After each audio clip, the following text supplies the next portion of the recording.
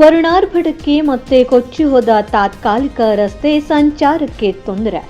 ಹಳ್ಳ ದಾಟಲು ಶಾಲಾ ವಿದ್ಯಾರ್ಥಿಗಳು ಪ್ರಯಾಣಿಕರು ಪರದಾಟ. ವಿದ್ಯಾರ್ಥಿಗಳಿಗೆ ಪ್ರಯಾಣಿಕರಿಗೆ ಹಿಟಾಚಿಯಲ್ಲಿ ಕೂಡಿಸಿ ಹಳ್ಳ ದಾಟಿಸಲಾಯಿತು. ಕಲಬುರಗಿಯ ಅಫಜಲ್ಪುರ ತಾಲೂಕಿನ ಮಣ್ಣೂರಿನಿಂದ ಅಫಜಲ್ಪುರ ಹೋಗುವ ರಸ್ತೆ ಮಾರ್ಗ ಮಧ್ಯದಲ್ಲಿರುವ ಕಿರೇಹಳ್ಳದಲ್ಲಿ ನಿರ್ಮಿಸಿರುವ ತಾತ್ಕಾಲಿಕ ರಸ್ತೆಯು ಮಹಾರಾಷ್ಟ್ರದ ನಾಗಣಾಸೂರ್, ತೋಳಾನೂರ್, ಉಡುಗಿ ಗ್ರಾಮಗಳಲ್ಲಿ ಮಂಗಳವಾರ ಸುರಿದ ಭಾರೀ ಮಳೆಯಿಂದಾಗಿ ಅಪಾರ ಪ್ರಮಾಣದ ನೀರು ಹರಿದು ಬಂದು ಪುನಃ 5ನೇ ಬಾರಿಗೆ ರಾಜ್ಯ ಹೆದ್ದಾರಿ ರಸ್ತೆ ಸಂಪೂರ್ಣ ಕೊಚ್ಚಿ ಹೋಗಿ ವಾಹನಗಳ ಸಂಚಾರಕ್ಕೆ ತೀವ್ರ ತೊಂದರೆ ಉಂಟಾಯಿತು. ಮಣ್ಣೂರು ಗ್ರಾಮದ ಸರ್ಕಾರಿ ಪ್ರಾಥಮಿಕ ಮತ್ತು ಪ್ರೌಢಶಾಲೆಯಲ್ಲಿ ಶಿವಬಾಳನಗರ, ದೇವಪ್ಪನಗರ, ರಾಮನಗರ, ಉಪ್ಪಾರವಾಡಿ ಸೇರಿದಂತೆ ಹಲವು ಗ್ರಾಮಗಳ ವಿದ್ಯಾರ್ಥಿಗಳು ವ್ಯಾಸಂಗ ಮಾಡ್ತಾ ಇದ್ದಾರೆ.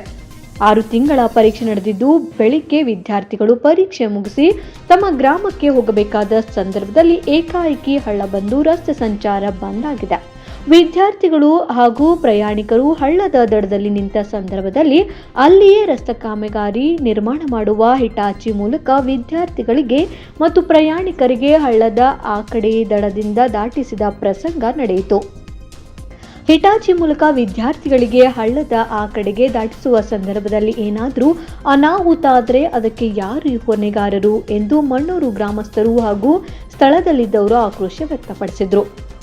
ಮಣ್ಣೂರು ಮತ್ತು ಕರಜಗಿ ಗ್ರಾಮಗಳ ನಡುವೆ ಹಳ್ಳಕ್ಕೆ ಸೇತುವೆ ನಿರ್ಮಾಣ ಕಾಮಗಾರಿ ಕುಂಟುತ್ತಾ ಸಾಗಿದೆ. ವಾಹನಗಳ ಸಂಚಾರಕ್ಕೆ ಪಕ್ಕದಲ್ಲಿ ನಿರ್ಮಿಸಿರುವ ತಾತ್ಕಾಲಿಕ ರಸ್ತೆ ಮಳೆಯಿಂದ ಈ ರಸ್ತೆ ತಿಂಗಳಲ್ಲಿ 3 ಬಾರಿ ರಿಪೇರಿ ಮಾಡಲಾಗಿತ್ತು. ಮಂಗಳವಾರ ಮಣ್ಣೂರು, ಹೊಸೂರು, ಮಹಾರಾಷ್ಟ್ರದಲ್ಲಿ ಸುರಿದ ಧಾರಾಕಾರ ಮಳೆಗೆ ನೀರು ಕಿರಹಳ್ಳಕ್ಕೆ ಹೆಚ್ಚಿನ ಪ್ರಮಾಣದಲ್ಲಿ ನೀರು ಹರಿದು ಬಂದ ತಾತ್ಕಾಲಿಕ ರಸ್ತೆ ಮೇಲಿನ ಮಣ್ಣು ಮರುಮ ಕೊಚ್ಚು ಹೋಗಿದೆ.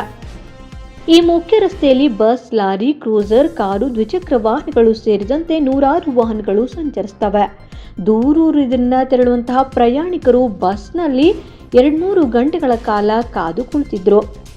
ರಾಷ್ಟ್ರೀಯ ಹೆದ್ದಾರಿ ರಸ್ತೆ ಕಾಮಗಾರಿ ಹಾಗೂ ಸೇತುವೆ ನಿರ್ಮಾಣ ಕಾಮಗಾರಿ ಆರಂಭಿಸಿ 6 ತಿಂಗಳು ಆಗುತ್ತಾ ಬಂದರೂ ಗುತ್ತಿಗೆದಾರರು ಪೂರ್ಣಗೊಳಿಸಿಲ್ಲ.